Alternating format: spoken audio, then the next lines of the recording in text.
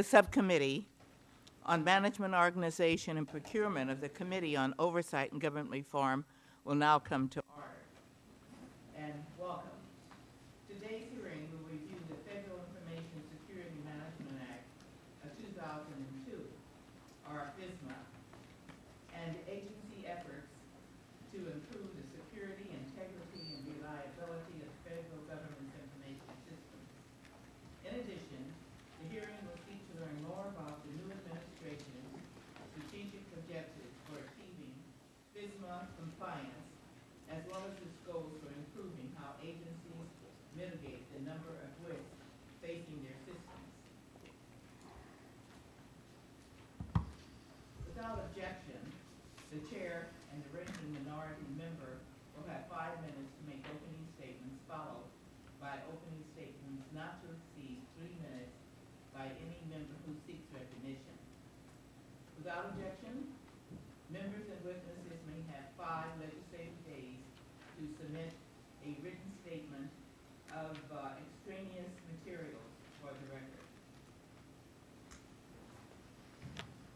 I wish all of you a good morning and welcome to today's subcommittee hearing on federal information security and review of agency efforts to comply with the Federal Information Security Management Act. And I welcome our distinguished witnesses and look forward to hearing your testimony. Since FISMA was enacted in 2002, the federal government has made significant progress in securing its key networks and information technology assets. That said, FISMA only tells a portion of the story, as if we're only required to read one chapter of a book. Although FISMA does provide a good snapshot to how agencies are covering their information security basics, it does nothing to tell us about the current vulnerability landscape or how the cyber threat matrix is changing. If FISMA is to become a more useful tool for countering cyber threats, it must require agencies to utilize better testing, monitoring, and performance measures for determining what our true cybersecurity posture is. According to the GAO, 20 out of 24 agencies have been identified as having either material weaknesses or material deficiencies in their information security controls. In other words, these agencies are lacking key controls that are necessary for maintaining a sound security program. The failure to establish these controls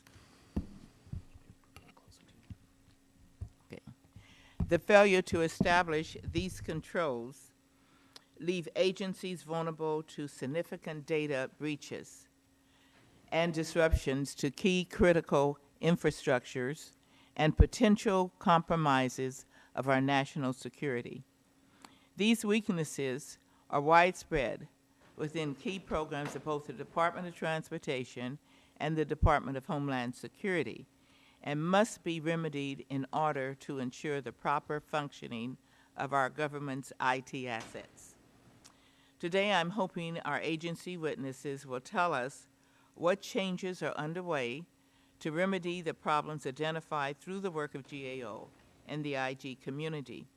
Furthermore, I want our new federal CEO, Mr. Kundra, to tell us what this plan or what his plan objectives are for strengthening FISMA and how the soon-to-be-released 60-day White House cyber review will impact the use or relevance of FISMA going forward.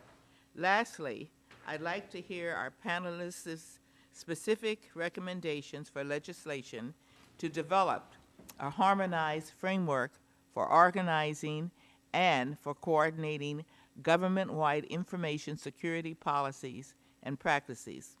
Once again, I'd like to thank our panel for joining us today and look forward to their testimony. Okay. Now the ranking member, Mr. Bilbray. Thank you, Madam Chair. I appreciate this hearing. And let me just first of all ask that my written statement be entered into the record. Without objection. Madam Chair, I'm going to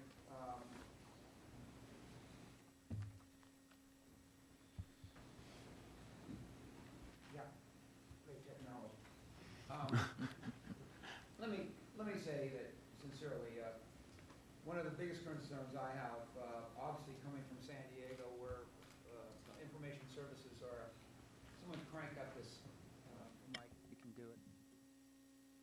Only in Washington do you hold the mic up.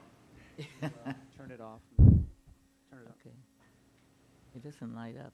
Yeah, it doesn't light up at all. Is it on? So Push it again. it's not working. Here. We'll share.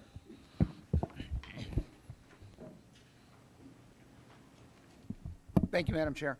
Let me just say that one of my biggest concerns after being briefed by a lot of my experts in San Diego, which is a bit of a hotbed of information services, as everybody knows, site of Qualcomm and many other secretly hiding away high-tech firms.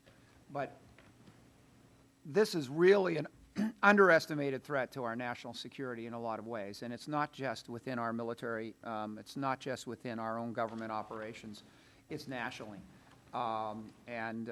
Every private sector, every public sector has this threat hanging over our heads. And I think the one thing we learned from 9/11 is the good old comment that we didn't know or we didn't think we needed to do that much is not acceptable anymore. And frankly, if we can't maintain some kind of security over our systems at the federal government, we're going to be hard-pressed to try to figure out how to coordinate the private sector and even ask the private sector to do more when it appears that out of 24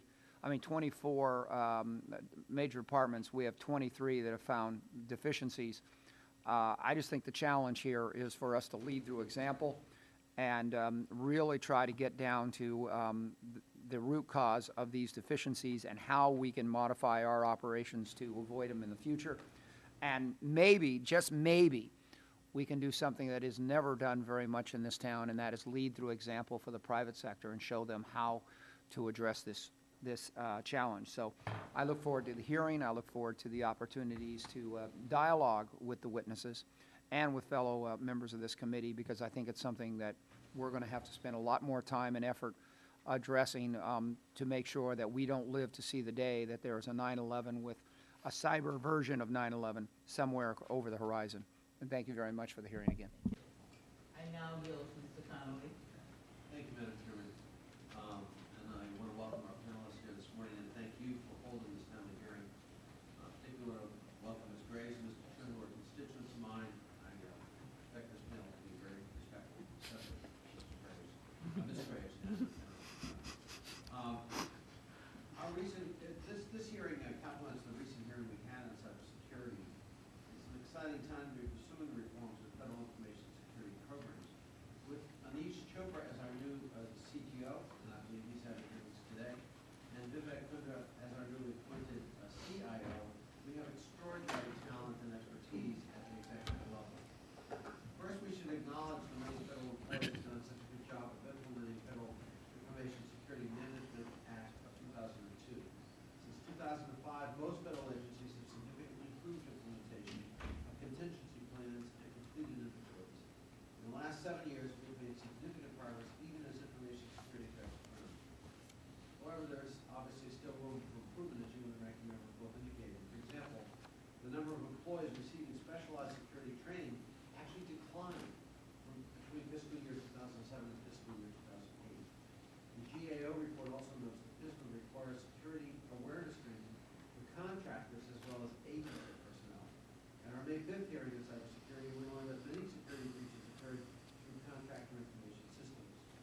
Perhaps metrics should take breaches into account. Since more than 90% of personnel and contractors are receiving security awareness training, perhaps the effectiveness and frequency of that training needs to be examined. In the prepared testimony for today, both CIO Vivek Kundra and EDS employee Samuel Chin note that some agencies may be more focused on compliance with FISMA than performance of their security systems. Moreover, they note that reporting requirements of FISMA could be streamlined. I look forward to learning more about how FISMA could be reformed to emphasize performance and minimize unnecessary paperwork. Again, thank you, Chairwoman Watson, for holding this hearing. I appreciate the work this subcommittee is conducting to enhance information and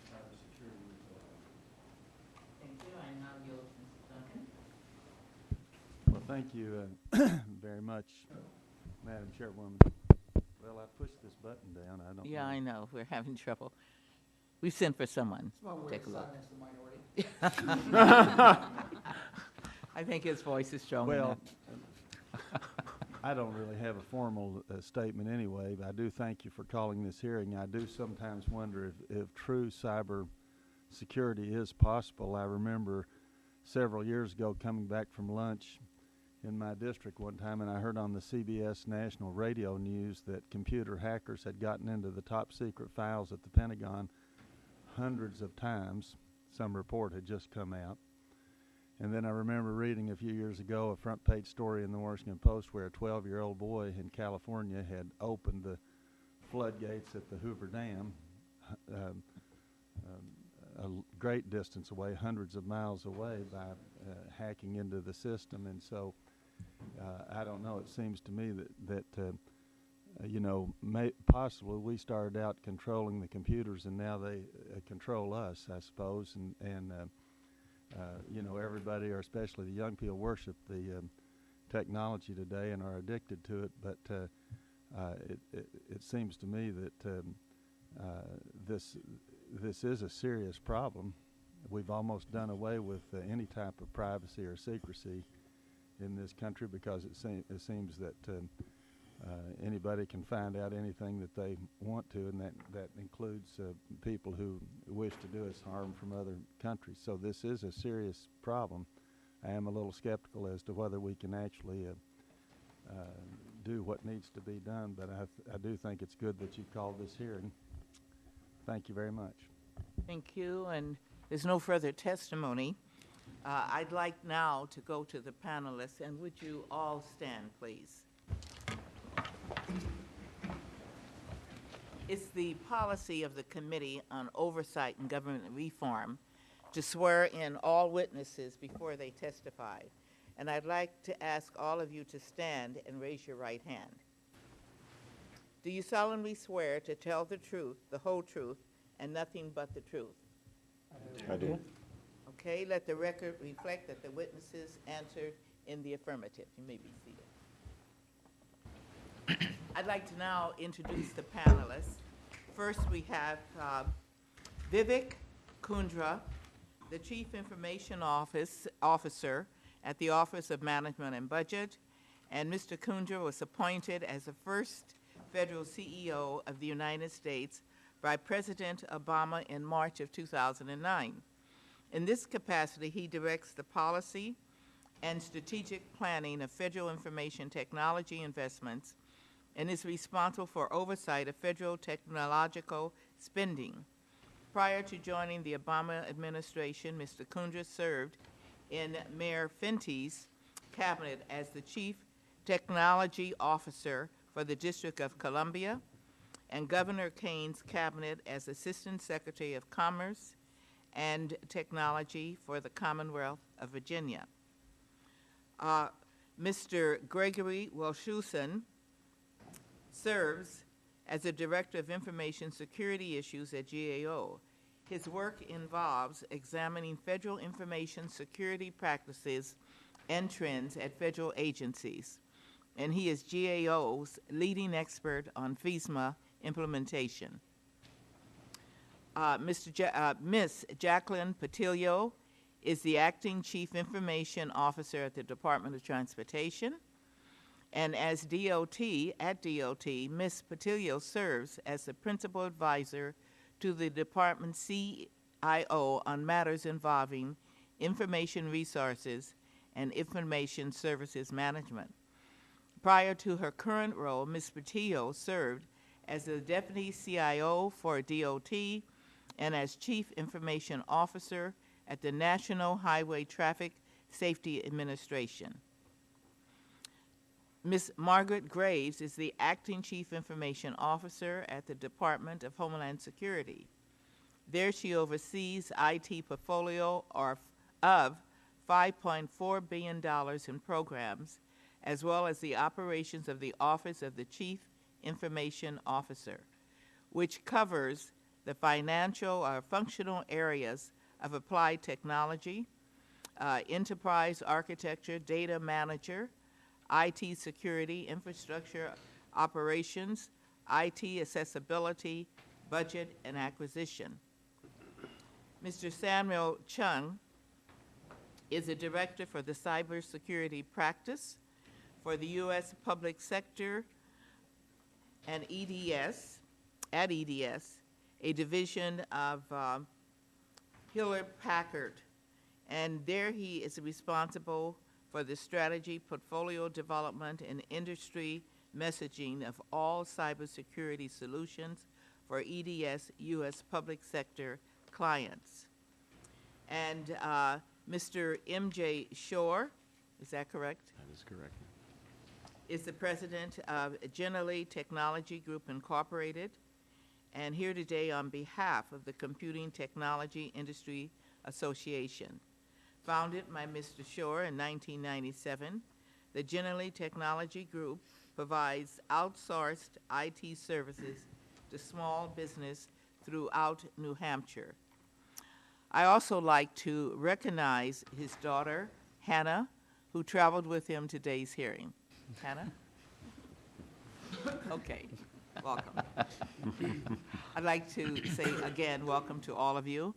And I ask that each of the witnesses now give a brief summary of their testimony, and to keep this summary under 5 minutes if possible.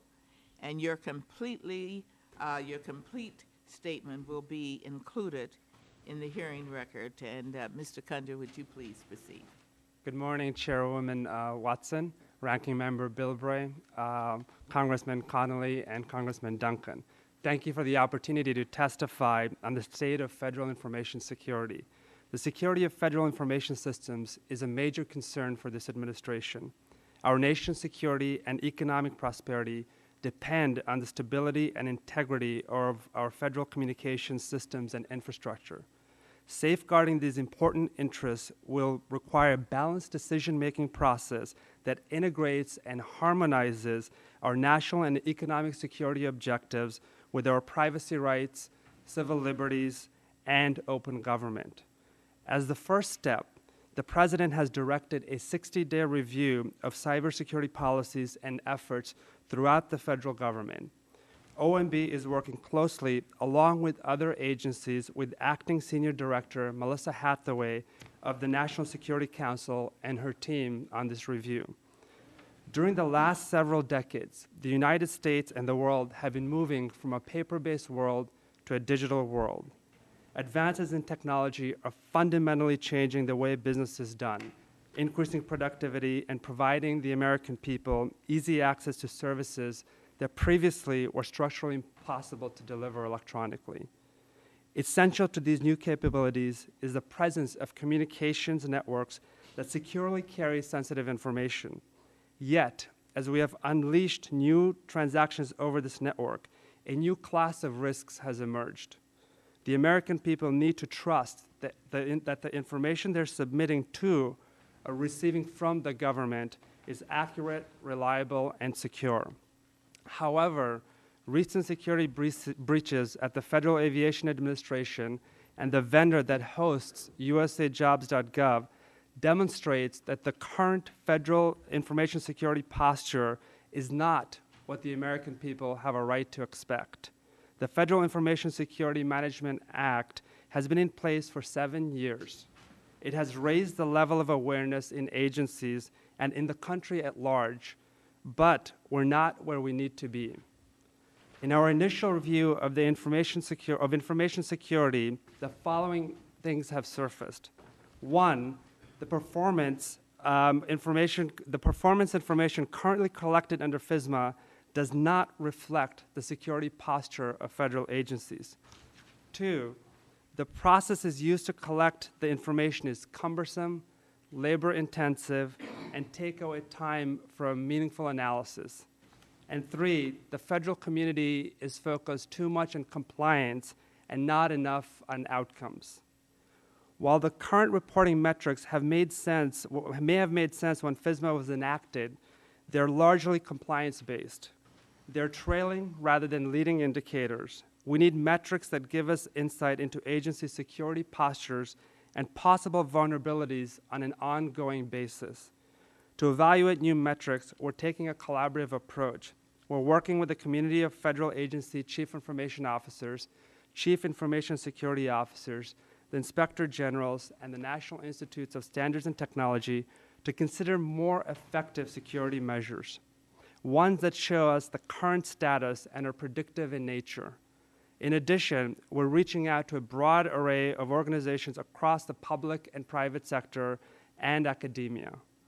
Today, agencies and IGs are heavily focused on compliance. The creation of a secure, transparent, collaborative environment requires a risk-based approach. We will never achieve our security goals through compliance alone because security threats are fluid and constantly changing. Each new technology, new employee, and new program represents potential for additional security weaknesses. Agencies need to adopt a risk-based approach to security to look at activities, people, and programs on an ongoing basis. The administration is committed to creating a trusted, secure federal computing environment that makes information transparent to the American people while protecting privacy and confidentiality. While the actions I've spoken about here will assist in creating the environment, they alone are not enough. A secure, trusted computing environment in the federal government is a responsibility of everyone involved, from agency heads to those charged with oversight. It entails employees, contractors, and the American people working together to create a culture of vigilance around security that enable us to continually and efficiently leverage the power of technology. Thank you for the opportunity to testify on this very important issue, and I look forward to your questions.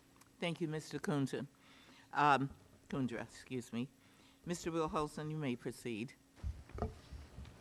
Good morning, Chairwoman Watson, Ranking Member Bilbray, and members of the subcommittee. Thank you for the opportunity to participate in today's hearing on the state of federal information security. Information security is a critical consideration for any organization that depends on computerized systems and networks to carry out its mission or business. It is especially important for federal agencies where maintaining the public trust is essential. Without proper safeguards, federal systems and networks are vulnerable to intrusions by individuals and groups with malicious intent who could potentially obtain and manipulate sensitive data, commit fraud, disrupt operations, and launch attacks against other computer systems. The Federal Information Security Management Act, or Fisma, was enacted in part to provide a comprehensive framework for ensuring the effectiveness of information security controls over information resources that support the federal operations and assets. Madam Chairwoman, 2 weeks ago, I testified before you and this subcommittee about the growing and evolving nature of the cyber threats, vulnerabilities, and the challenges that place federal systems and operations at risk.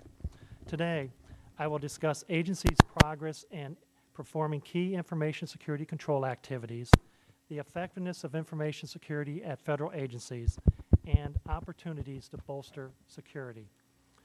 In fiscal year 2008, federal government reported improved information security performance relative to most of the key performance metrics established by OMB. Although the percentage of employees with significant security responsibilities who receive specialized training decreased significantly, increases were reported in the number of employees and contractors who receive security awareness training, the percentage of systems with tested contingency plans, and the percentage of systems that were certified and accredited. Despite reported progress, major federal agencies continue to experience significant control deficiencies. Most agencies did not implement controls to sufficiently prevent, limit, or detect access to computer networks, systems, or information. Moreover, agencies did not always configure networks, devices, and services to prevent unauthorized access and ensure system integrity, patch key servers and workstations in a timely manner, and maintain complete continuity of operations plans for key information systems. An underlying cause for these weaknesses is that most agencies have not fully or effectively implemented elements of the agency-wide information security programs mandated by Fisma. These factors continue to place federal assets at risk of inadvertent or deliberate misuse, financial information at risk of unauthorized modification or destruction, sensitive information at inappropriate risk of inappropriate disclosure, and critical operations at risk of disruption. Accordingly, GAO has again designated federal information security as a government-wide high-risk area in its 2009 high-risk report to the Congress. Nevertheless, opportunities exist to bolster federal information security. Federal agencies could implement the hundreds of recommendations made by GAO and agency IGs to resolve previously reported control deficiencies and information security program shortfalls. In addition, the White House, OMB, and other federal agencies have continued or launched several government-wide initiatives that are intended to improve information security over systems and information. For example, in January 2008, the White House launched a series of initiatives collectively known as the Comprehensive National Cybersecurity Initiative, aimed primarily at improving the Department of Homeland Security and other federal agencies' efforts to protect against intrusion attempts and anticipate future threats. In summary, although federal agencies report performing key control activities for an increasing percentage of their systems, persistent weaknesses in agency information security continue to threaten the confidentiality, integrity, and availability of federal systems and information. To help address these and other challenges, sustained commitment, effective oversight, and improvements to the national cybersecurity strategy are needed to strengthen federal information security. Chairwoman Watson, this concludes my opening statement, and I'd be happy to answer your questions at the appropriate time. Thank you, Mr. Wiltusen, and Ms. Patilla, you may proceed. Good morning. Microphone, please. Thank you. Good morning, Madam Chairwoman Watson and members of the subcommittee. Thank you for the opportunity to appear today to discuss the state of federal information security and the Department of Transportation's efforts to comply with the Federal Information Security Management Act of 2002. I currently serve as the department's acting Chief Information Officer and acting Senior Agency Official for Privacy.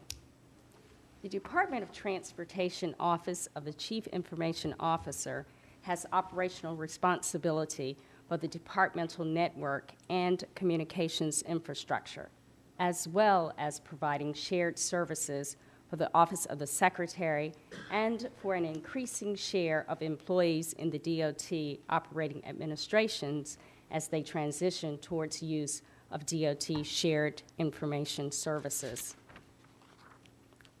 The DOT CIO's office also has overall responsibility for the department's Fisma program and the cybersecurity posture of DOT networks and information systems. As part of those responsibilities, we must maintain situational awareness of the vulnerabilities and activities on DOT networks and systems, but also seek to mitigate identified vulnerabilities prior to exploitation in order to minimize risks to DOT, federal, and to the extent practicable, private systems and data. Today's world of rapidly evolving threats, interconnected systems, and telework vulnerabilities and risks have the potential to impact upon the other networks and interconnected systems. DOT is currently working to make improvements from its 2007 Fisma grade and the DOT Inspector General's 2008 evaluation of the DOT cybersecurity program as not effective. We developed an aggressive correction action plan to address the recommendations made by the Inspector General. instituted regular internal coordination with the DOT operating administrations to monitor and drive progress, as well as reallocating existing personnel and resources to focus on key areas for improvement, such as certification and accreditation, verification and validation, and awareness training. As DOT continues to make improvements in cybersecurity and privacy, we know much remains to be done. Partnerships between the public and private sector to develop more intuitive and proactive mechanisms for dynamic prevention and detection of harmful behavior will facilitate a paradigm shift from a reactive mode to a more dynamic and proactive mode. In conclusion, I would offer that the Department of Transportation has achieved considerable progress in securing its networks against intrusions and cyber attacks. Nonetheless, there's no reason to celebrate, nor time to rest. Again, thank you for the opportunity to comment on these important topics, and I look forward to answering any questions that you may have. Thank you, Ms. Patillo. Ms. Graves, you may proceed. Chairwoman Watson, Ranking Member Bilbray, and members of the subcommittee, thank you and good morning. I'm Margie Graves, the Acting CIO for DHS. Today, I will discuss the state of information security at the Department of Homeland Security and our efforts to comply with the requirements established under the Federal Information Security Management Act of 2002. In 2004, the Department of Homeland Security embarked on a multi-year strategy for bringing the department into full Fisma compliance. In the ensuing 2 years, the department conducted an enterprise-wide IT systems inventory and ensured that all systems completed a full risk assessment and a comprehensive certification and accreditation.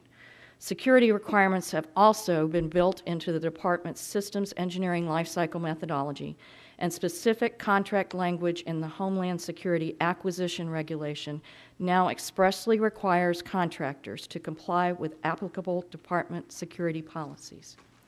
In 2007, the department's Enterprise IT Security Operations Center was chartered to provide a 24/7 computer incident handling capability for the department. The original focus was to mitigate the effects of standard viruses, worms, and other forms of malicious payloads that do not directly target any specific agency or group. But by late 2007, it had also become apparent that in addition to these nonspecific threats, there was a growing class of sophisticated actors who directly target the department, and especially our leadership. To address these threats, the department created its own internal focused operations team to better understand enterprise risk associated with targeted attacks and to develop and deploy response capabilities to deter them. In addition to our full commitment to implementing all federal IT security initiatives, DHS is now pursuing several enterprise consolidation and enhancement efforts as part of an overall defense in-depth strategy to better confront these threats. All of these initiatives are supported in the President's fiscal year 2010 budget that was recently submitted to Congress for approval. Specific initiatives include the following. First, the Department is committed to fully implementing all requirements of the Homeland Security Presidential Directive 12, including logical access for IT systems. Second, the OneNet project is a major department initiative for collapsing legacy wide area networks into one enterprise network. The department is transitioning all components into mission-unique trust zones through the implementation of a series of policy enforcement points beginning in 2010. Third, we are adding features to the trusted internet connections that will allow us to further improve our ability to detect and respond to malicious emails. Finally, the department's data center consolidation project provides the plan for migrating DHS systems to 2 enterprise data centers that are currently protected by our trusted internet connections and that have been designed to address sophisticated threats. These 2 data centers now deliver utility computing and infrastructure as a service, allowing DHS to realize benefits of cloud computing while also providing the security so necessary for the threats we face today. I would also like to acknowledge the great work that the United States Computer Emergency Readiness Team, or USCERT, is doing on behalf of federal agencies. USCERT is deploying government-specific sensors called Einstein that are designed to provide alerts regarding sophisticated actors who directly target the federal government. Einstein sensors are now deployed at both the department's trusted internet connections, and they are providing critical alerts to the focused operations team. As a result of the original Fisma statute, federal agencies now have a good roadmap for designing and implementing agency-wide information security programs. The statute provides a strong foundation on which to build. However, we've seen over the last few years that sophisticated threat actors are becoming more persistent and more aggressive. Therefore, each and every agency must also develop in-house focused operations capability to improve overall situational awareness about these sophisticated actors and to be ready to respond effectively whenever there is any indication of a targeted attack. The Department welcomes the opportunity to work with Congress in developing any future strategy and will not only build on past successes, but will also remain relevant and effective in today's evolving IT security threat environment. Thank you. Thank you, Ms. Graves. Mr. Chun, you may proceed. Good morning, Chairwoman Watson and distinguished members of the subcommittee. On behalf of EDS and HP Company, thank you for the opportunity to discuss our perspectives on this important topic of federal information security. For nearly 45 years, EDS has been a trusted ally serving governments across the world. As one of the largest providers of technology services and solutions to the U.S. government, we strive daily to achieve secure operational excellence in everything we do. From the millions of warfighters that carry our identity credentials to the 1 in 5 citizens who used our voter registration and election management systems last fall, we are entrusted with some of the most sensitive information of our fellow citizens. We understand and appreciate the enormous security challenges that our government agencies face today. We can attest definitively to the fact that the well-publicized threats facing our information infrastructures are real. Since our founding, we have built and managed, on behalf of our government customers, some of the largest and most complex systems and networks in existence. This includes the Navy Marine Corps Internet, which is the largest purpose-built network in the world. We currently manage 180 data centers, 380,000 servers, 5.4 million desktops, and nearly 15 million Internet IP addresses. And we, like everyone else, are constantly under attack. We're also finding the number, type, and sophistication of attacks to be growing, and we expect these trends to continue. Fisma was enacted nearly 7 years ago to require federal agencies to improve the security postures of their information systems by implementing a program that would reduce security risks. While the debate rages as to whether Fisma is an effective engine for measuring and improving security performance, there is little doubt to its good intentions. While there are numerous positive benefits provided by Fisma, there is general consensus that Fisma does in fact need reform. We've observed and participated in many passionate debates about the effectiveness of Fisma and have concluded that the following deficiencies need to be addressed. First, compliance has become too administrative, emphasizing paperwork. Second, the correlation between compliance and operating performance is unclear. 3, accountability for good and poor compliance is also unclear. 4, the validity of what is being measured under Fisma is in question. And 5, rapidly emerging threats may be outpacing compliance efforts. Our vision for information security for our customers is simple. Security should be so tightly integrated into the core of agency operations that stakeholders have the confidence to be agile at the edge. To put it simply, security should be an embedded part of operations that permeates across the enterprise. By no means do we think this will be an easy or short journey. In fact, we expect this vision will include difficult decisions and foundational changes that will require champions, resources, technologies, and definitely the wisdom of time. That said, I think we would be remiss if we were not to discuss the first steps and big challenges that must be addressed to take the first positive steps toward our vision. First, governance. Because the threats against our information systems and our infrastructures can appear without warning, and the defense cycles required could be in seconds, lawful orders that change an agency's infrastructure must be carried out quickly and comprehensively across the government enterprise. This highlights the need for clear and consistent roles, responsibilities, policies, and accountability structures for the government enterprise. Second, consolidation. Consolidating and standardizing infrastructures facilitates situational awareness, nearly impossible when agencies depend on a myriad of small, independently operating networks and enclaves. 3, consistent protection. Because government infrastructures are vast and interconnected, applying consistent enterprise-wide defense in-depth strategies strongly improves security performance. 4, emphasis on operating performance. We support the efforts to clearly articulate the required operating thresholds for security and acquisitions to better meet them. And finally, people. Security practitioners clearly must be trained, vetted, and industry certified on the best security policies, technologies, and practices. We need to continue the trend of raising a much larger cybersecurity workforce. In summary, we believe information security must be tightly integrated with operations of an agency. It will take a conscious effort by operators and users, government and industry alike, for the embedding of security into everything we do. For nearly 50 years, EDS has been an ally for governments in tackling some of the most difficult challenges that face them. And we continue to stand by ready to work with you on this one. Thank you, and I'll be happy to answer any of your questions. Thank you, Mr. Chung. And Mr. George. Good morning, Chairwoman Watson, Ranking Member Bilbray, Congressman Connolly, and hopefully Congressman Duncan as well. Chairwoman Watson, I want to thank you for your acknowledgement of my daughter. I appreciate that. I wanted her to have the opportunity to see our participatory government working quite well. And Ranking Member Bilbray, I think you will find that my testimony will address some of the concerns that you articulated quite directly. On behalf of the Computing Technology Industry Association, CompTIA, we thank you for your ongoing interest in the state of federal information security. This is a broad yet critical subject ranging from Fisma, as well as a variety of practices that impact our national security, citizenry, and the computing industry at large. We appreciate the opportunity to share with you the following views. CompTIA is the voice of the $3 trillion information technology industry. CompTIA's members include thousands of small businesses called value-added resellers, commonly referred to as VARs, as well as nearly every major computer hardware manufacturer, software publisher, and services provider. Based upon a recent CompTIA survey, we estimate that 1 in 12, or about 12 million American adults, consider themselves to be an IT worker. This is larger than the number of American adults classified by the BLS as employed in farming, mining, and construction combined.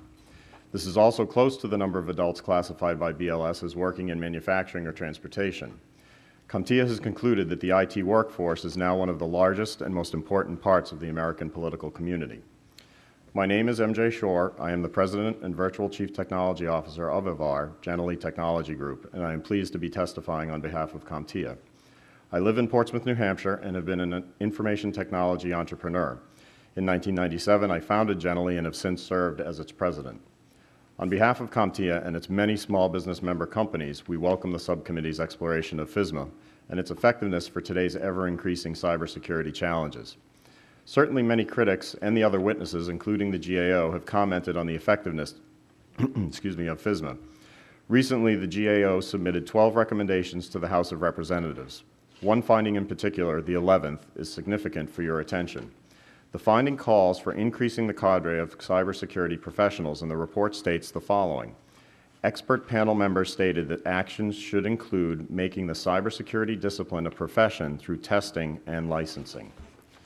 In summary of my written testimony, the issue before us all is how to enhance the security of critical federal systems and protect our country and its citizenry. It is evident to critics or anyone who regularly reads the newspaper that the current awareness training model is not working. Security breaches among the agencies have increased instead of falling off.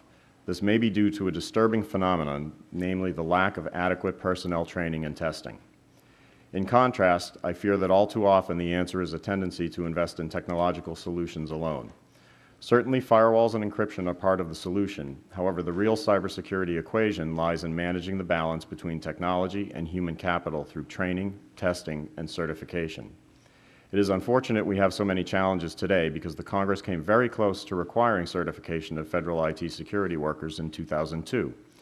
Fisma itself only requires security awareness training to inform impacted personnel of information security risks associated with their activities and to comply with agency procedures. The undisputed evidence concerning breaches reveal that this is insufficient for the federal government's needs. In my view, I agree with the critics about several key flaws with the current Fisma framework. First, the fundamental flaw of the Fisma framework and the federal government's policy is a lack of emphasis on the training and testing that is vital. My recent meetings with various Hill staff confirms this after my hearing episode after episode about breaches in the federal system caused by human error. For example, the removal of a laptop from a federal site and then improperly securing it while outside that site. A second and significant flaw is the lack of uniform verifiable IT security training, as the single largest problem regarding information security in the federal government. Fortunately, a solution to Fisma's flaws may be found elsewhere in the federal system. In 2004, the Department of Defense has raised the bar for cybersecurity through a training and testing program commonly known as the 8570 Directive.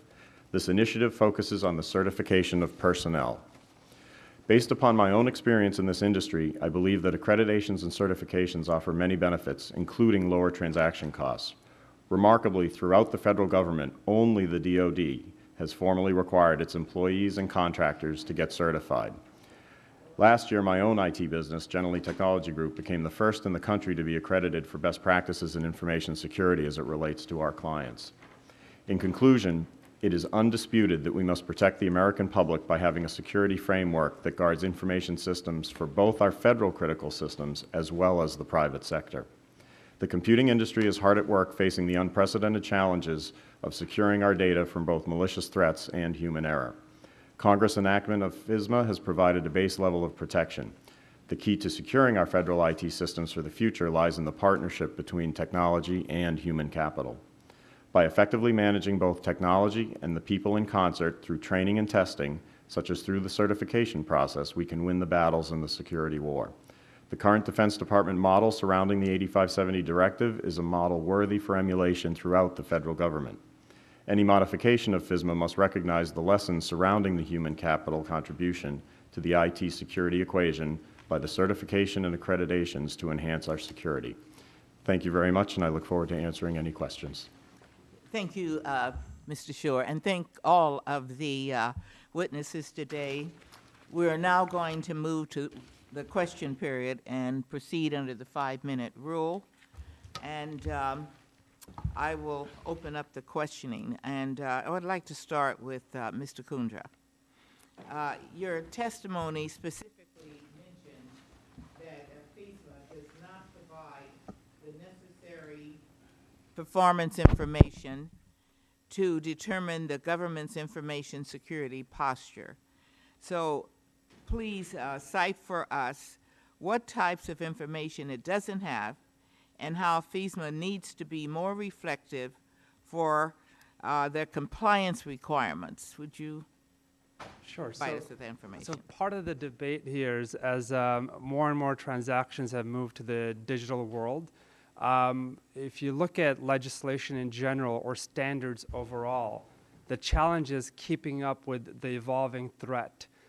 Because what ends up happening is when you set X number of standards in terms of making sure reports are filed, whether that's annually or on a quarterly basis, it doesn't necessarily reflect your security posture. An example would be within an agency, the old model used to be that you would build perimeter security in terms of firewalls, because most threats were seen as you had an enterprise and you had malicious actors on the outside that were trying to penetrate the defenses that you'd put in. So essentially building walls around the agency.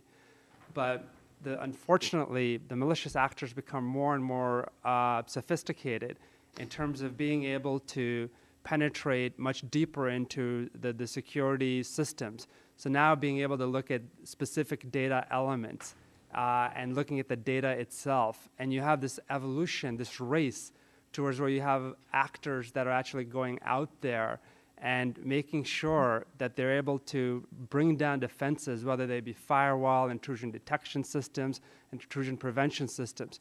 And what we need to do is we need to be able to, as a federal government, monitor agencies more on a real-time basis rather than on an annual or quarterly basis. We no longer can use a model that may have succeeded in an industrial era and apply it to the information age, because we're moving towards a real-time model where transactions and billions of dollars and information is moving on a real-time basis, and therefore we have to ensure that the metrics we're looking at move us in that direction.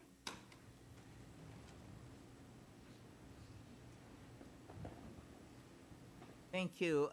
As part of its FY 2010 proposal, the Obama administration is proposing to expand the use of its IT services, such as cloud computing and other types of data warehousing software platforms for managing agency data and systems.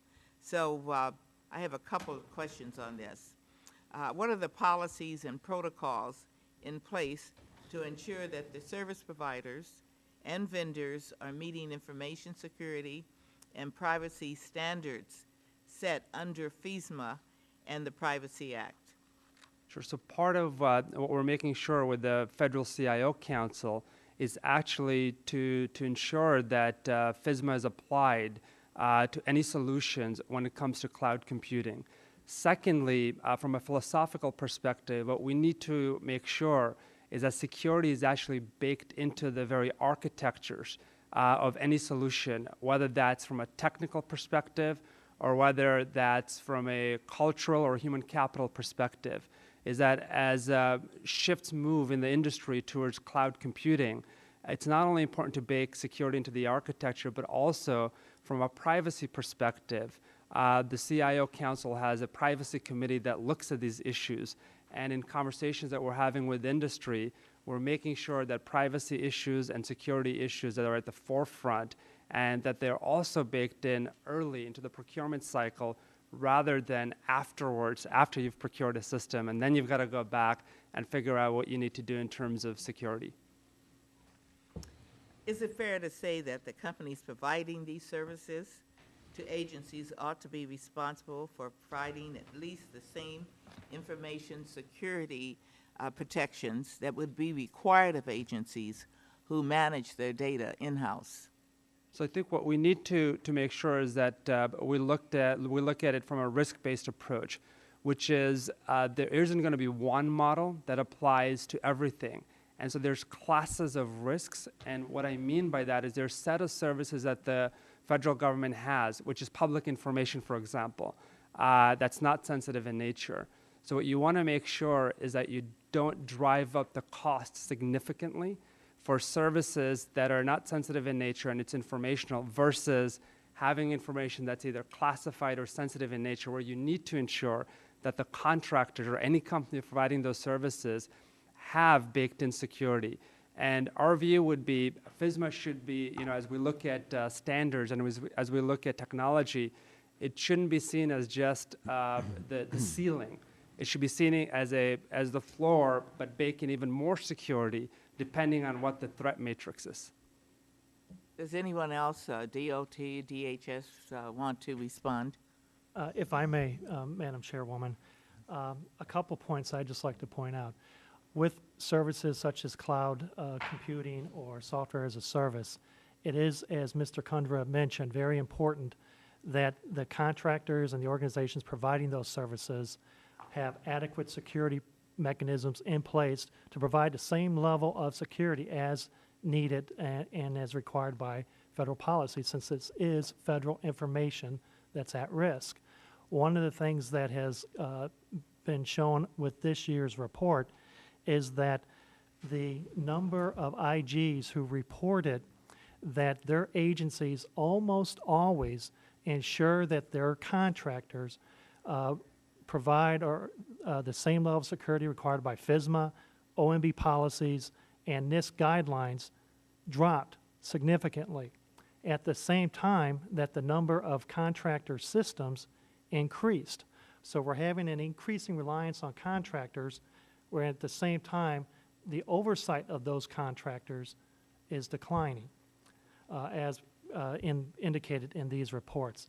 So it's important that as these technologies and services come to the play and are being used increasingly by federal agencies, that they do in fact assess the risk of using them and take the appropriate measures to make sure that the security controls are implemented and that the contractors are in fact providing the level of security required. Is there any other response? Ms. Portillo?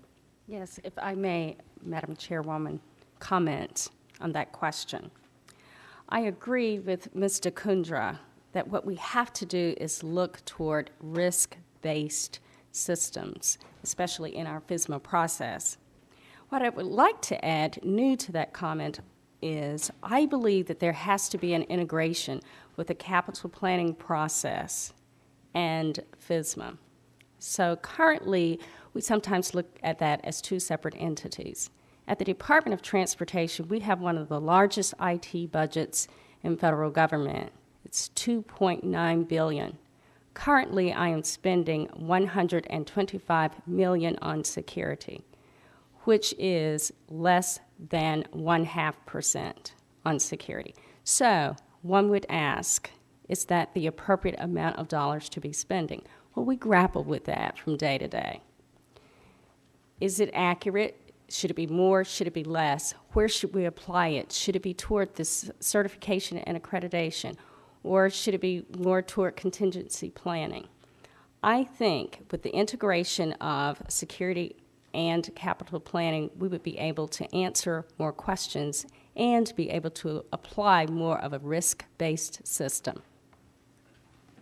My time is up, and we'll come back to this in a minute. I'd like now to recognize our ranking member, Mr. Bilbray, for 5 minutes. Thank you, Madam Chair. You know, when I see the defensive mechanisms, that's off. That's on. Okay? It's interesting that 2 of our mics went out. I know there's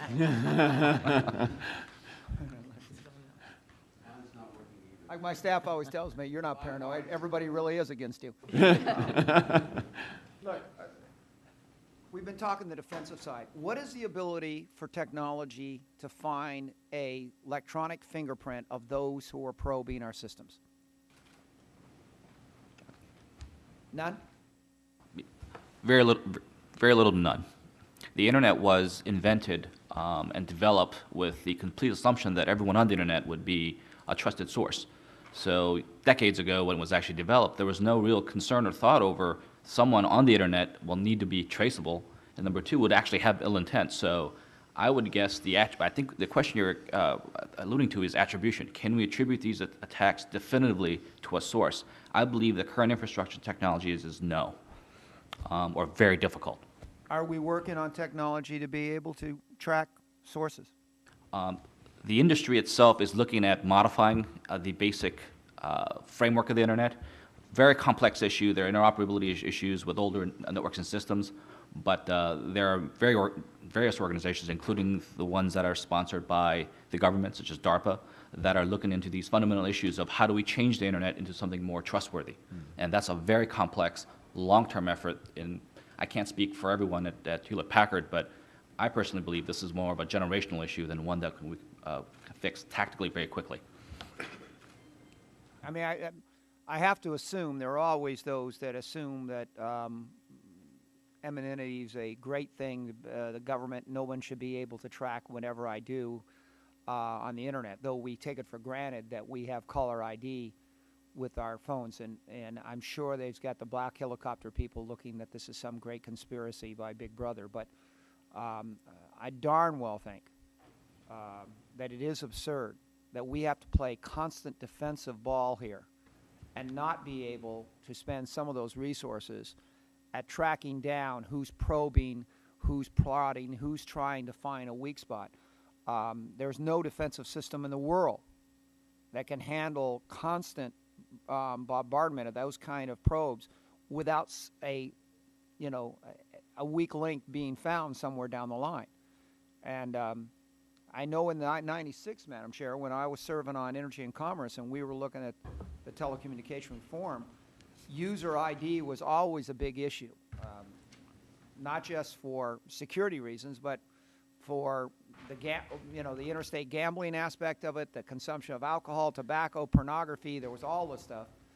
And I think that we really got to be very frank and open about the fact that this user ID is something that needs to be followed up on, and it may be one of those things that we want to spend more money on being able to track down. God knows every one of us watches CSI and see what we've done with tracking down bad guys electronically. Maybe we need to be looking at some of this technology in the future. So it really concerns me. What do we have right now as a strategy to go after the bad guys who are probing? Or is it the fact that we don't have a way of tracking, so we just accept that we can't do that? So we're actually, Department of Homeland Security, and I'll defer to Ms. Graves here, with U.S. CERT, monitors the federal infrastructure to be able to respond accordingly. And on research and development, investments are being made, whether it's with the National Science Foundation, whether it's with DARPA, and of course working closely with the National Security Agency to look at what the security and the threat matrix is. But you're absolutely right in terms of the nature of the threat. It's constantly evolving as actors go out, as you stand up defense systems, making sure that there are actors out there who are also making the appropriate investments to be able to penetrate those defense systems. So we have to be ever vigilant, and it cuts across through everything, through the culture of an organization, through human capital, and even the technology systems that are out there. Ms. Graves? Yes, to further comment on the U.S. CERT capability, we do have these Einstein sensors that are located in the federal government now, and they do have signatures and scripts for people who specifically target the federal government. Once an intrusion is determined to be active, we open cases and we do the forensics on those particular cases, scans, and we do track back to the original source. That does take time. There's not efficient technology to do it, but we do have individuals in place from an intelligence community perspective who deal with these types of threats, who aid us in that forensic analysis. And subject to future capability, we will also be adding to that in the Department of Homeland Security in terms of the cybersecurity initiative and plussing up the capability that we have in U.S. CERT and also in NPPD. But that's human. That is the human side of following the threat, of doing the analysis, of determining the source, and of looking at counterintelligence measures and reasons why these specific people are targeting the government. Madam Chair, I think this is something that, both sides of the aisle need to be brave enough to address. There are people on the left and the right who would not want this technology, but it's not just national security issue, it's security of our children. Everybody knows the predator issue. It's sort of sad that, we need to have a television show set up sting operations for predators because we don't have the ability to really trace these down. And I just look forward to the day that we can literally have some of these probers drawn and quartered in the public square to basically send the signal to everybody, especially our children, that this is not something that is acceptable in a civilized society. Though drawn and quartering is. I yield back, Madam Chair. Thank you. Mr. Connolly. Thank you, Madam Chairman. Is this working? Hit it. Yeah. Push the button. Is this working? I think you can speak. Hopefully I can be heard nonetheless. Thank you, Madam Chairman. Excuse me, can you No, hear? ma'am, not the microphone. Does that mean my opening statement also was not captured? Yes, sir. You didn't capture his, No, I was trying to. okay, it's in writing. Would you like to have so my it's mic in- here? I got it. Yeah, you want to come over, you can. Here. I'm going to cross the aisle. Why don't you pass this?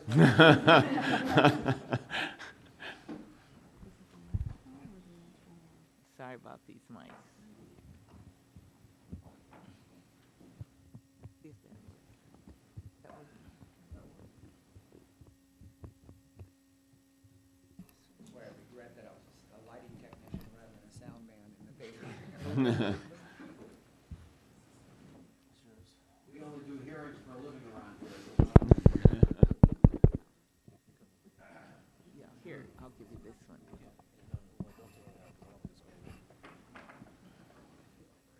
Excuse us, you see, we need your technology. Let's lay plans. Track on who's sabotaging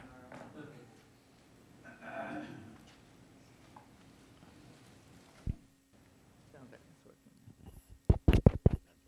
Success. Madam Chairman. Madam Chairman. Is that working? Yes, it was. How's that? All right. Ricardo can hear. Madam Chairman, I'd ask unanimous consent to my statement be entered into the record as read, Without objection. given the fact that it could not be heard. Madam Chairman, One of the concerns I've got about this subject is how we're coordinating at the federal government level. And I've introduced a bill to try to codify by statute the executive order issued by the President to create a CTO position. The good news is we've got two highly qualified people, Mr. Kundra and Mr. Anish Chopra. But when we look out to the future, we're not always going to have an Obama administration in place. And I believe very, very strongly that we have to have a statutory framework that delineates the respective responsibilities between the two. And I would hope, Mr. Kundra, you'd take that message back to the White House, because we need to work together. If there are some changes that need to be made in legislation, fine. But I believe, Madam Chairman, we have to address this issue. This committee has to address that issue on a statutory basis. And I certainly intend to proceed with the legislation. I'd like to have White House input in doing that. And I thank you. Mr. Chun, you talked in your statement about governance as the first challenge, and you said that we need new and empowered leader to spearhead the effort. What did you have in mind? Someone that's certainly someone that we can go to directly. For example, if there are issues with some of our contracts, we are almost always going directly to a specific person with that agency. And while that's good, I think as an industry as a whole, we need literally an office we can go to for a coordinated effort. We participate in lots of industry activities, BSA, which is the Business Software Alliance, Tech America, all those venues. And when we talk to our partners, we hear pretty much the same thing from an industry and a corporate level. Is there someone that's central to the government that's in charge of this particular issues? Someone that I think would be valuable to us. Does that answer your question? I think it does, but I think you're talking about on an agency-by-agency basis. No, I meant that as what we do from a business standpoint, but when an industry engages, such as the technology or IT industry engages as a whole, it appears to be alliances of companies that belong to an organization that deal with a specific agency question or something that a specific department may issue a question. And until very recently, when the cybersecurity review was being performed, we haven't seen one from a central office in government that says, we need your input. Yeah. And I think that's a really critical thing that's been a positive for us. Good. Well, hopefully the creation of a CTO may help us with that, but I think that's worth monitoring carefully. Mr. Kundra, in your initial review of information security, you referred to the Fisma requirements as cumbersome and labor-intensive. I wonder if you could give some examples of how we could improve the process from your point of view. Sure. Part of what we need to be able to do is, from an OMB perspective, automate a lot of the reporting in terms of collecting of information. Secondly, is we need to be able to rationalize as far as which metrics we're going after, which ones are important, which ones are not. Having thousands of metrics doesn't necessarily add value unless those metrics are relevant, those metrics are able to respond to the real-time threat and the nature of the threat that we face, and our evolutionary nature in terms of recognizing that as we put up defenses, on the other side, there are people putting up offenses. So how do we measure metrics or how do we look at and approach security from a position that it has to be, one, baked into the architecture, whether it's system, agencies, culture. Secondly, how do we make sure that there isn't a model of faceless accountability, that we're all accountable when it comes to information security and the management of those security systems? Third, how do we move towards an area where we're actually monitoring, similar to what US CERT's doing, across the board on a real-time basis as threats emerge, so we can see from a leading perspective which threats are emerging across the world, so that we can be beneficiaries to ensure that we're putting up the proper defenses on an ongoing basis. Thank you. Mr. Wilshusen, you know, government often likes to do that which it can measure most easily. Cybersecurity, education awareness is measurable. You know, we trained 400 people this week. Check. The question really is, but are we, in fact, more secure today than since we passed Fisma, with the best of intentions? And perhaps one can draw the inference from the GAO report that the answer to that is more problematic than we want to admit. Would you comment? Well, I would certainly say, I agree with your comment that what gets measured pretty much gets done. And one of the areas that we can have additional improvements, as Mr. Kundra mentioned, is in the type of measurements and the measures that we actually use to monitor the security at the agencies. As we've commented before, many of the measures that are presently being used are basically compliance-related, implementation measures. They don't measure how effective an agency is actually implementing a control. And so that's one of the areas where we need some improvements. And certainly the measures that are currently being used are in fact defined by OMB. So Mr. Kundra and OMB is in a good position then to make changes to that particular mechanism for monitoring security. But indeed, the federal agencies have spent a lot of money trying to secure their systems and complying with various different requirements, and it's still very much an open question whether we are more secure. I would say that with the evolving threats and with the new emerging technologies that are in place, as well as the changing business practices, they all increase risk to federal systems and operations, and it's a very fluid, dynamic environment that we have to address on a regular, real-time basis. Madam Chairman, I'm sure my time is up, but I want to suggest that we may want to invite our federal witnesses to provide the subcommittee with their recommendations for how we might improve FSMA toward the goal of ensuring cybersecurity. I am far less concerned about how many people we train in awareness, though that's important. But the goal isn't awareness. That's part of the process. The goal is to ensure the security of the system. And frankly, Madam Chairman, I'm so glad you're having this hearing, because frankly, if people really looked at the potential threat, we'd have to have this hearing in the Cannon Caucus Room in terms of its importance. I want to thank you again for holding this hearing, because I can't think of a topic that's more timely and more important as we look out to the future. Thank you. Thank you. The GAO reports that many of the government data losses were a result of physical thefts or improper safeguarding of systems, including laptops and other portable devices. And I recall the well-publicized event several years ago of a computer that was stolen from the Veterans Affairs employee with a massive amount of personal data of the VA beneficiary. And how many of the reported security incidents are considered physical breaches as opposed to data that is lost or corrupted through cyber means?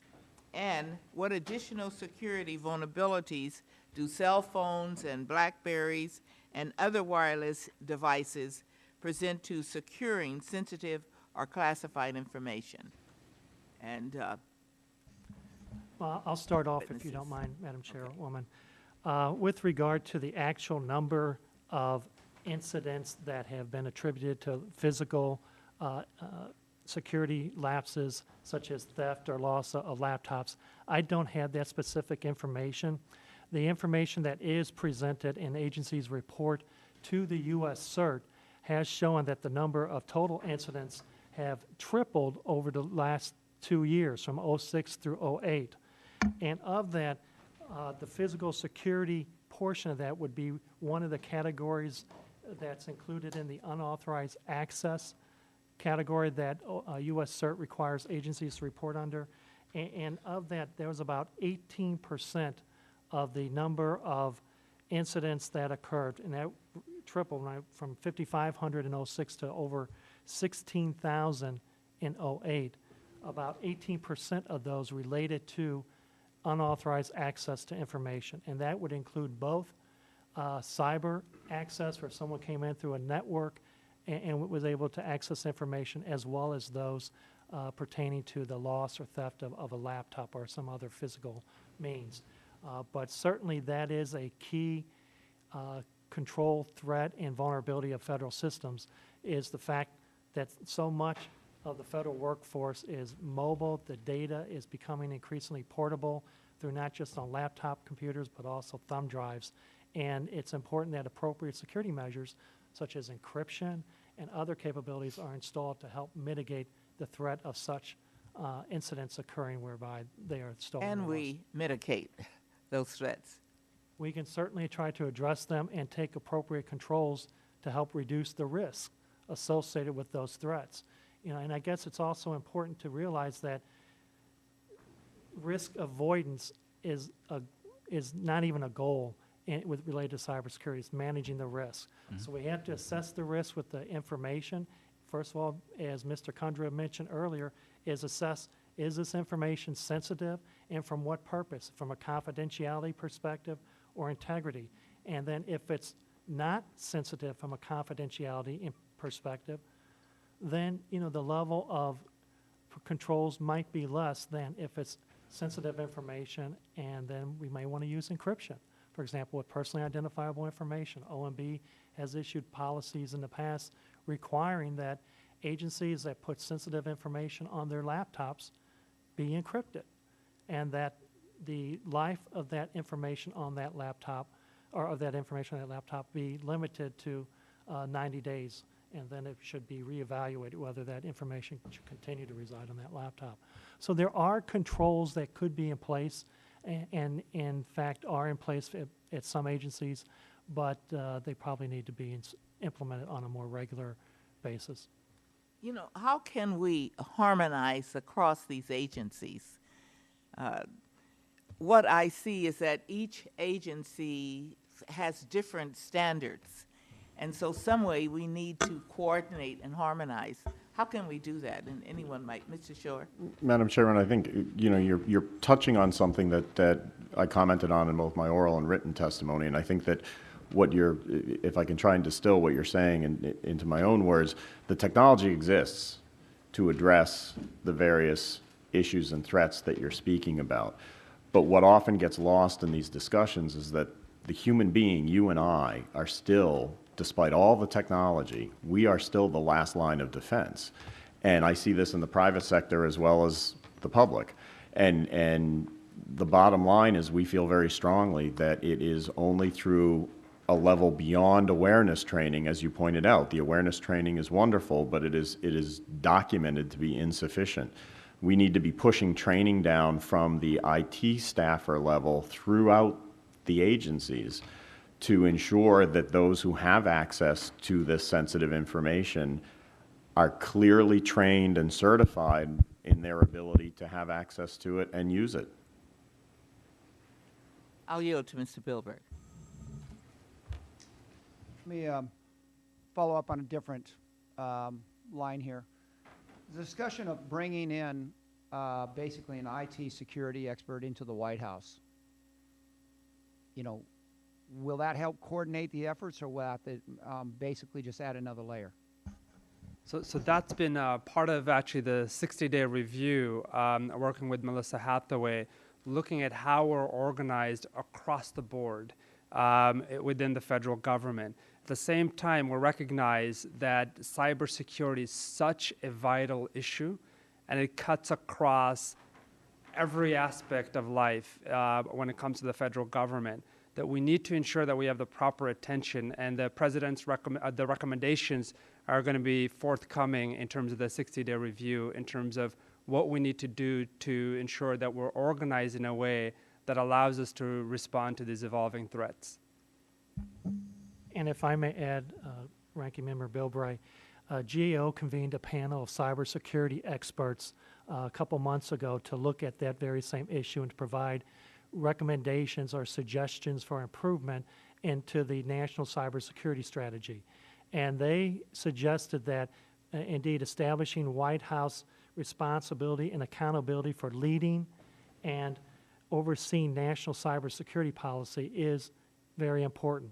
One of the problems that has occurred to date in this space is that much of that responsibility had been given to DHS in its role, but for a number of different reasons, including turnover of key personnel and the fact that they didn't have accountability or authority to monitor budgets or anything like that, that they were they had limited effectiveness in performing that role. So elevating it up to the White House was one of the issues that our panel of cybersecurity experts thought was needed in this respect.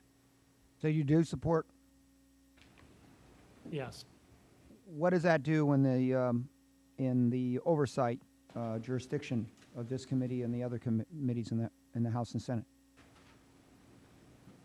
I don't know what the specific impact would be by elevating that with regard to the oversight of this committee. Okay, well, I got you here.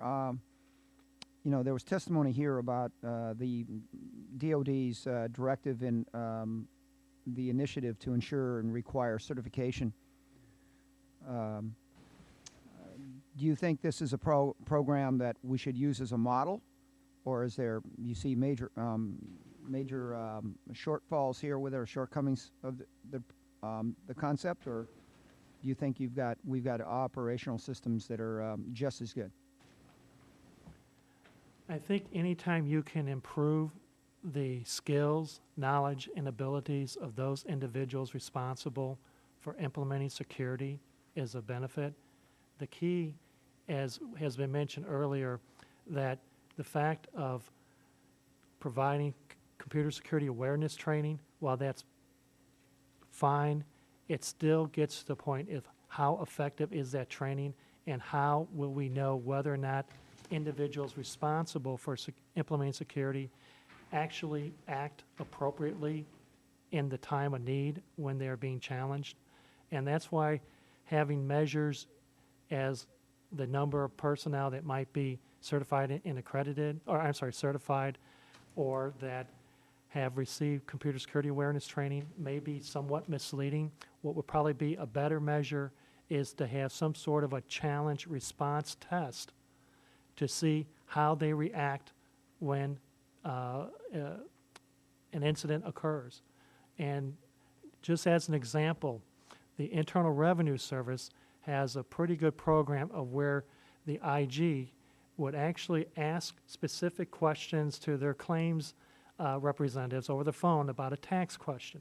And then they could then determine how accurate those responses were and whether or not they were getting accurate tax information in response. My family's been in the tax business since the year I was born, and believe me, it's... And what they typically find is that many of the responses they receive from their tax representatives are wrong and incorrect. Why can't we design similar tests for cybersecurity? Why can't we send perhaps an email to an individual to see how many of them actually open up the attachment or click on a link? We don't do testing systems right now? I mean, like a good example... We test systems. I don't know if we test the for the effectiveness of those systems across the board. Certainly, we don't do that as part of the Fisma reporting process. I mean, Madam Chair, you remember probably something we need to talk about too, is they just did a test to see about getting passports by phony IDs, and 4 out of 4, bam, right through, and that's a whole different issue. Can I really get, after the mics have been all, you know, messed up all day, I'm in a paranoid sense here, but how do we know that the people we're hiring aren't working for the bad guys? What kind of security does DOD do when you bring people on? How do we know? Do we use biometrics? Do we do background checks? How do we know when, you know, the bad guys aren't slipping into the system and actually programming our systems? Well, Ranking Member Bilbray, I can't speak specifically to that, but I can certainly find the answer for you. But I can tell you that in some of the private sector equivalents that CompTIA is involved in, and CompTIA was intimately involved in the 8570 directive, those controls are there. Background checks are a critical piece of that accreditation. So those controls are there. And I think to your earlier question about the type of testing that goes on, there is a testing component to 8570, but again, I will have someone get back to you in writing with the specifics on exactly how far that goes so that you know how applicable that model may be to the rest of the government. We think it's very applicable. Now, right now, employees are all go through at least E-Verify, just make sure their social security number and their name matches, right? I would think at a minimum. Okay, and but the contractors, the administration has, the previous administration and this administration has delayed the E-Verify requirement for contractors generically from February. Now we're late June. Hopefully we'll see it go. But the fact is that right now in the IT system, do we use that on contractors who are brought in to do work? Well, one of the Everything's in-house? One of the interesting things you might want to investigate is, and without getting too far off track, the Commonwealth of Massachusetts, as you may know, has passed some fairly sweeping information security privacy regulations, and part of that is certifying that the third-party vendors that are hired, now this is focused mostly at private sector, but again, I think ultimately there's a tremendous opportunity for a public-private partnership here in sort of establishing these standards that will work throughout the federal system as well as the private sector. But you will have to, for example, as a very simplistic example, you mentioned tax work. So if you are a CPA firm and you engage a company like my own, AVAR, to work with your information systems, we have got to provide that safe harbor information that certifies we have done all the things you're talking about, so that that organization knows that the contractors they're bringing in meet these various stringent requirements. I think something similar at the federal level makes perfect sense. Thank you for that. Senator Rockefeller and Snowe recently introduced legislation that included provisions to establish a cybersecurity office in the White House, along with federal acquisition and procurement requirements for IT. And I'd welcome in writing your comments on what should go in to the legislation. Is it out yet? Legislation? Yeah. Yeah, there's a draft out now, but you just might want to suggest what should be included in that legislation. Several members have mentioned we'll probably need some kind of policy to deal with this. So I'd like to have your input as well.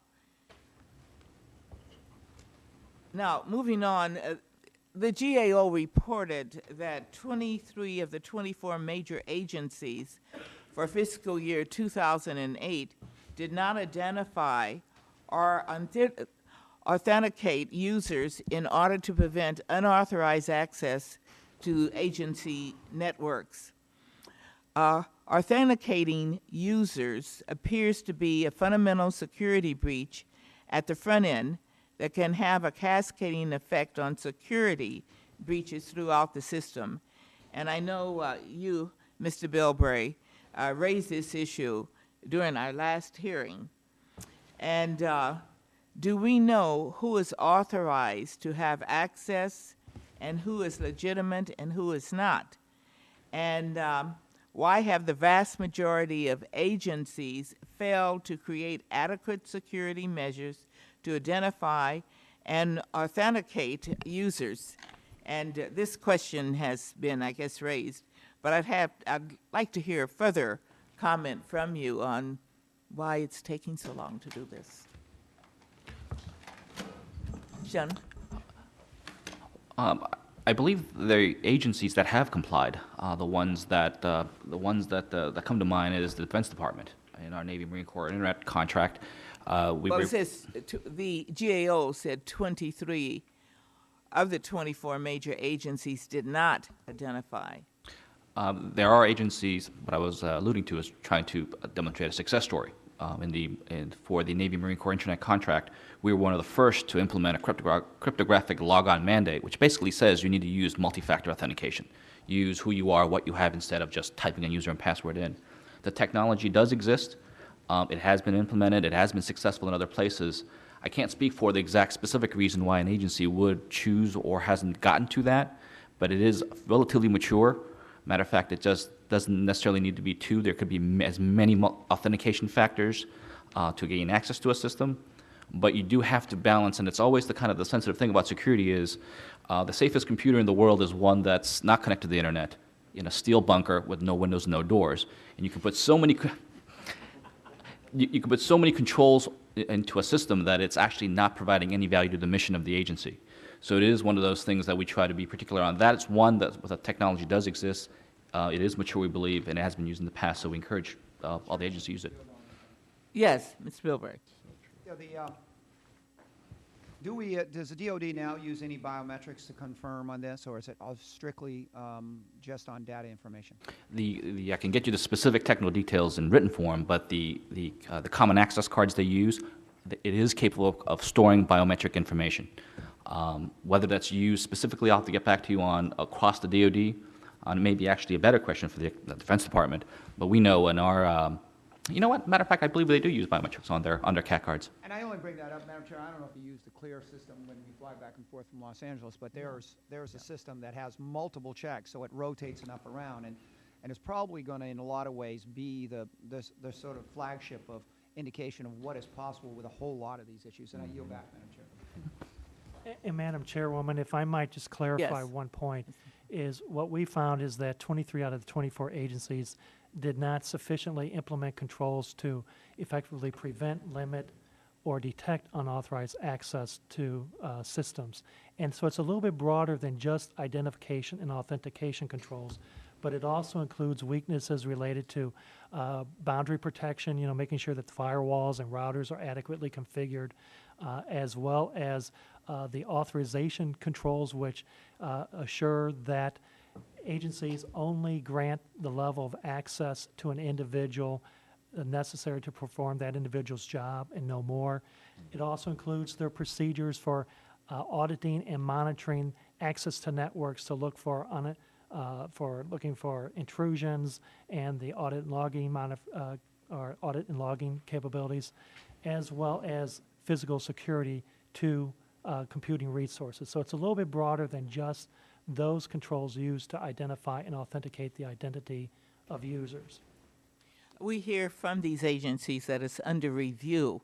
Is it that we're short-staffed, or the expertise needs to be increased, or do we lack the resources, financial resources, to speed up this Yeah, I think it's process? probably All the above?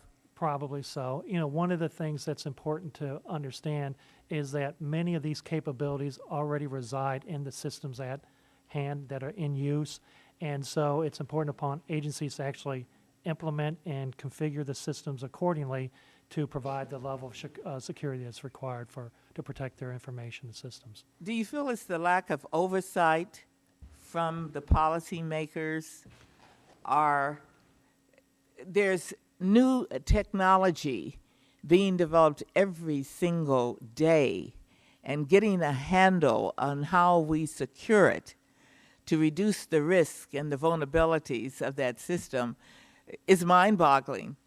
And anyone who wants to comment, please do. Because what we're going to do as a subcommittee is provide information from the testimony that we have up to the full committee for policy.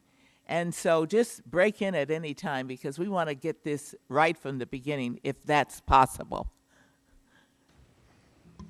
If I Ms. can add Mattia. to that, oh, sorry. I saw you looking like you wanted to speak. Yes, Madam Chairwoman, I would like to comment on that. At the Department of Transportation, we look at the amount of events that are captured through our Cybersecurity Management Center. And when we look at those, it is mind-boggling if you would realize that there are 3 million events that come in on a given day. Of those 3 million events, we have to analyze those into actionable events.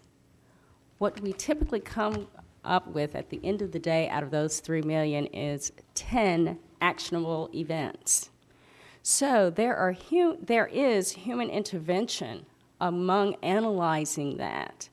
So if one could just try to visualize individuals that are having to correlate this data to figure out which are really actionable events, we find that what I believe, as Mr. Kundra has said, we have to look more to automation and the technology, because if you're looking solely to human intervention to analyze what this means that comes in to our networks on a given day, wouldn't it be simpler if we had an automated way of determining which events are actual incidents? If I I could add to that, it's also looking at the default setting of products and services that the federal government procures. Because from a commercial perspective, what a lot of the providers want to do is they want to have maximum functionality, and they want to make available as many options as possible. Unfortunately, a lot of those options end up causing vulnerabilities in the systems themselves. So if we think of it on the front end, in terms of making sure that the default position when it comes to whether it's systems, the way they're configured, or it's services that we're acquiring are as secure as possible, and then one by one, based on the options we need, we turn them on, I think it moves the security agenda much further forward. I want to go back to you, Ms. Patilio. You have all these actionable items. What would you suggest that we put into policy that will help? Since you have these incidents 100 times a day, what would you suggest that we do policy-wise that will assist you?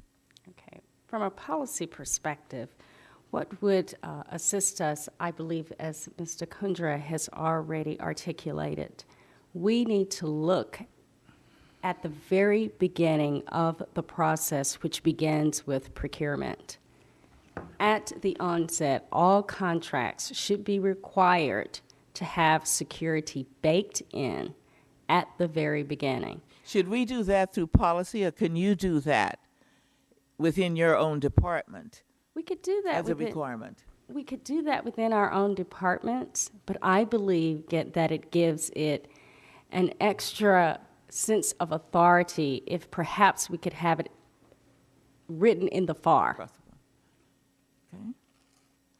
Mr. Kundu, did you want to address that? Sorry. Mr. Shun. I think we, as a large system integrator, have seen some advances in the acquisition process. I believe, I can double check this, that is actually written into the federal acquisition regulations, specific sections about security that wasn't there before. And we're also seeing a lot more security as a requirement and clearly articulated requirement in acquisitions that we respond to. So I think there's some very positive steps forward. I'm not entirely convinced or sure whether at a policy level how that interacts with actual tactical acquisitions that go out, but certainly it's something that it's being done. We support it, especially if it's very clearly articulated so that we can meet them. But at a policy standpoint, I just don't see how that would be connected from at a policy level other than we need to make this and acquire it this way. Does that make sense? Somewhat. And we ourselves are trying to reach for, solutions to mitigate some of these issues. And so we expect you as the experts to suggest to us. So really what I'd like you to do, we're going to be addressing these areas that we have been focusing on today. Put in writing your recommendations, and we'll see what we really need to add to what's already in the law. And if we can improve it, we will. So just feel free to recommend to us. Mr. Wilshosett? Yes, one thing I might add, and it's expanding what Mr. Kundra said, is one of the areas that we should probably look at is instead of looking at acquisitions on a department by department level, is looking at it on a government-wide basis. Because the federal government spends billions of dollars, I think it's what, $70 billion in IT products and services for this fiscal year, is to leverage the procurement power of the federal government collectively to achieve both cost savings and to help incentivize the vendors and the producers of the software to provide more secure products.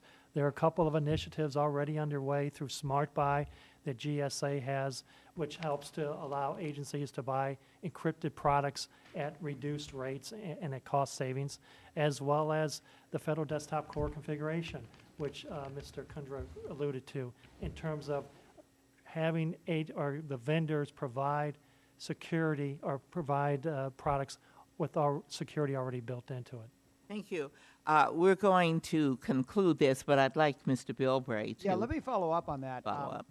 Madam Chair, conversation just really went to, you know, the roadmap of where we need to go down the line. Those of us in California, you know, the 6 years I served on the Air Resources Board there was a thing called technology forcing regulation that created the cleanest fuel, the cleanest cars, and really pushed it. But one of the things I'm really upset about, what I'm seeing coming out of Energy and Commerce right now is, or what was announced today, of a standard that the federal government was going to set for everybody else, but not using our procurement resources as a way of leading through example. I think that a lot of us on both sides of the aisle feel if the federal government had led through example of buying clean fuel, clean energy for this facility, going out and buying high efficiency vehicles or ordering a massive amounts over a period of years, that would create the incentive and the market for the research development for the kind of product we want to see.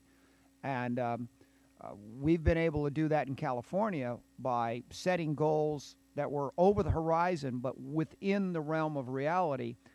And the private sector, because of the profit incentive, has been able to develop technologies that we desire to possess somewhere within the near future. So I guess the issue here is the federal government can lead through example by using those huge resources to be able to develop that. And then the spinoff goes over to the private sector where they then can benefit from that technological breakthrough. With that, we're going to have to conclude this hearing. We do have a vote up. I want to thank the witnesses for your testimony today. We consider you the experts, and so as I suggested before,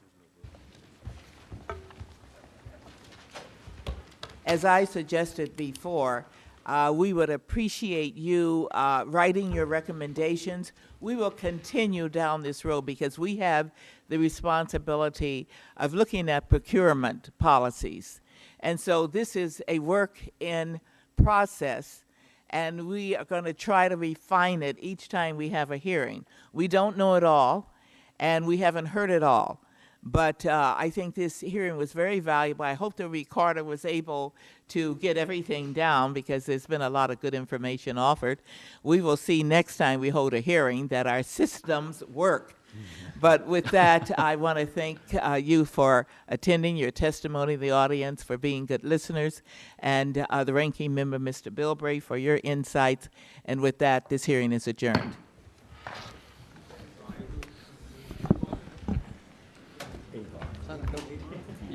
So how'd you think they were your first issues? Yes. That's good. I like this one. Well, we almost got it. Learned about